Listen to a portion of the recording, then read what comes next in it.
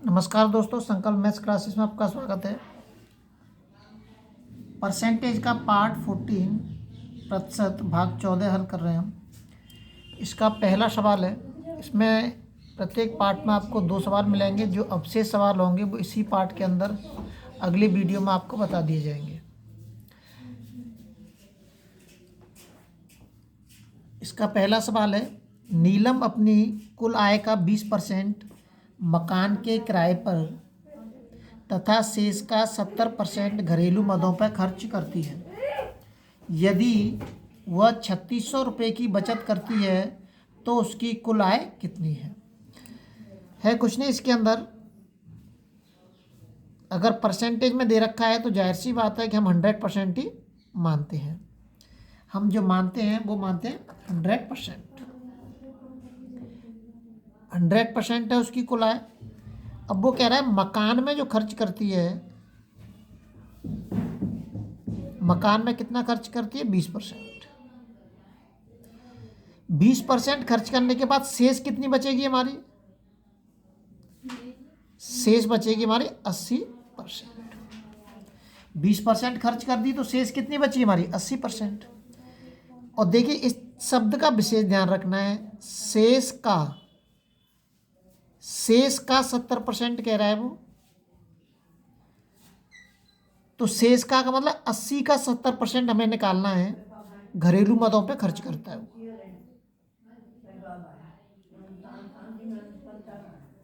घरेलू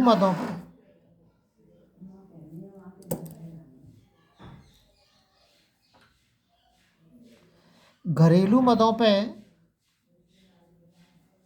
खर्च करता है वो 80 का 70%।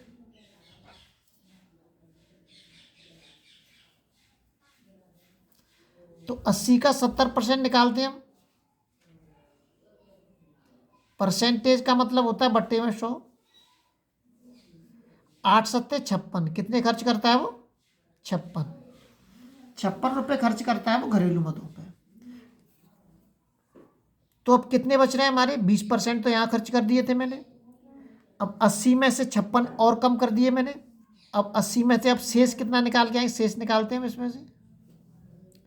अब हमारा शेष कितना बचा? अब हमारा शेष बच रहा है 80 में से माइनस के 56। 10 में से 6 घटाएंगे 4 बचेंगे, और 7 में से 5 के 2, 24% उसका शेष बच रहा है हमारा। कितना बच रहा है? 24% शेष। और यहाँ बचत कितनी कर रहा है वो? वह 3600 रुपये की बचत करता है। तो 3600 रुपये की बचत कर रहा है, और परसेंटेज में वो बचत कितनी है हमारी? 24%। तो ये 24% एक कुल आय का होगा।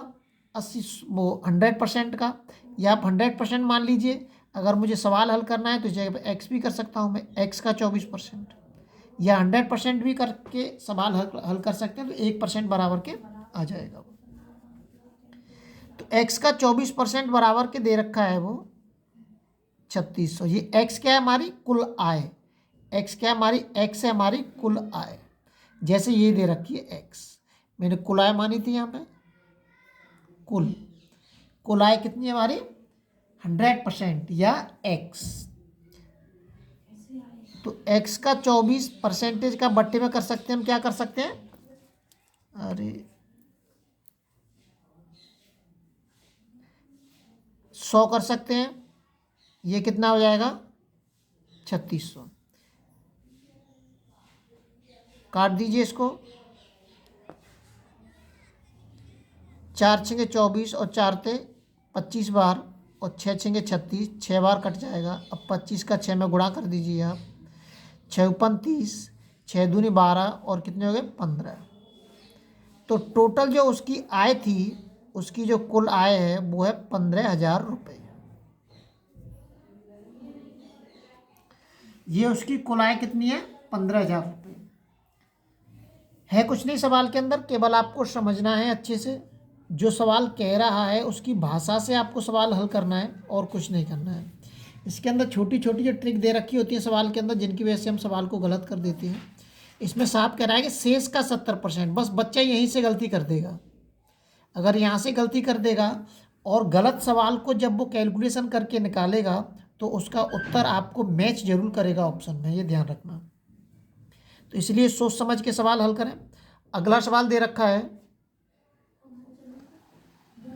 अगला जो सवाल दे रखा है कि एक व्यक्ति अपनी आय का 75% खर्च करता है, 75% खर्च करता है, उसकी आय में 20% की वृद्धि हो जाती है, उसकी आय 20% बढ़ जाती है और वह अपना खर्च भी 10% बढ़ा लेता है, तो उसकी बचत कितने प्रतिशत बढ़ेगी, ये पूछ रहा है वो।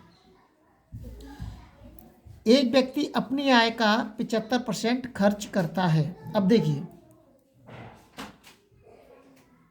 ये मैंने उसकी आय मान ली, ये खर्च मान लिया, उसका व्यय मान लिया, और ये मान ली उसकी मैंने बचत। अब उसकी पहले जो वो मानी है मैंने आय, वो 100%, पहली आय,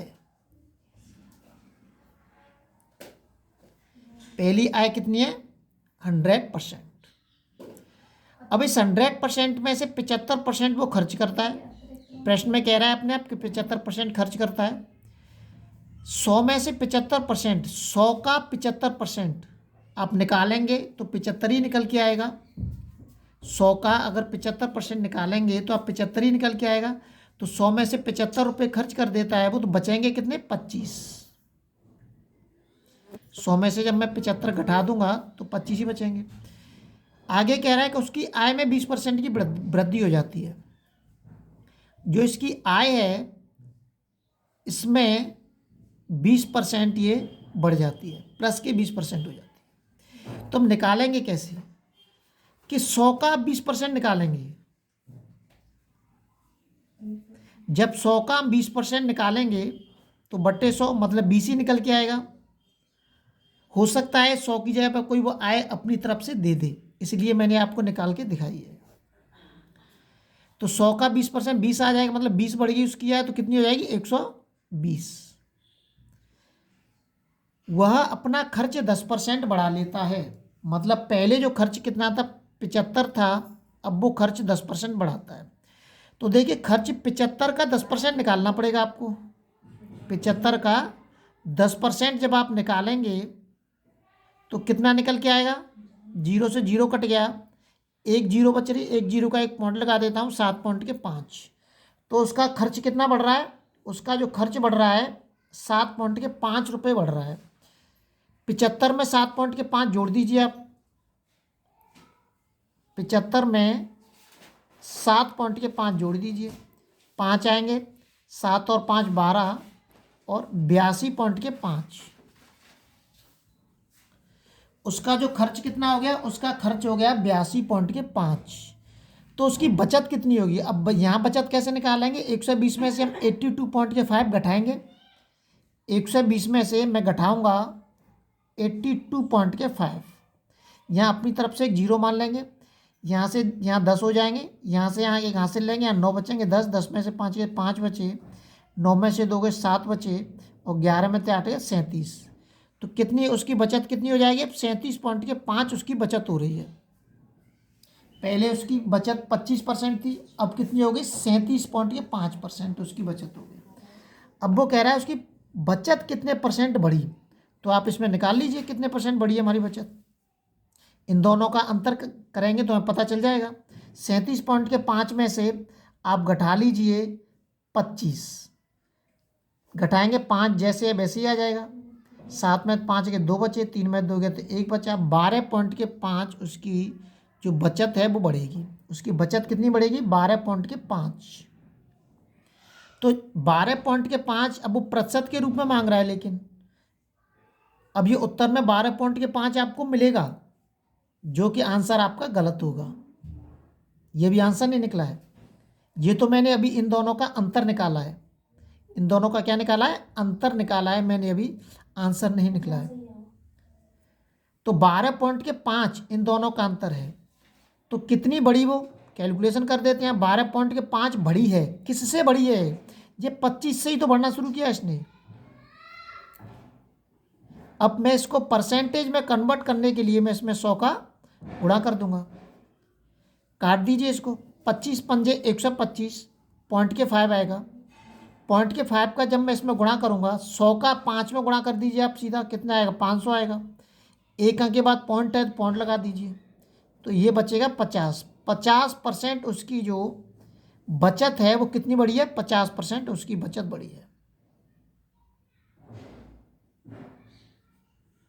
बचत कितनी बढ़ गई उसकी, उसकी जो बचत बढ़ी है, बचत 50% उसकी बचत बढ़ गई है। ये सवाल बहुत सोच समझ के करने के होते हैं, समझ में आना चाहिए आपका। इसका भी अगला भाग आपको अगले वीडियो में मिलेगा। लगातार नोटिफिकेशन प्राप्त करने के लिए आप चैनल को शेयर और सब्सक्राइब जरूर करें।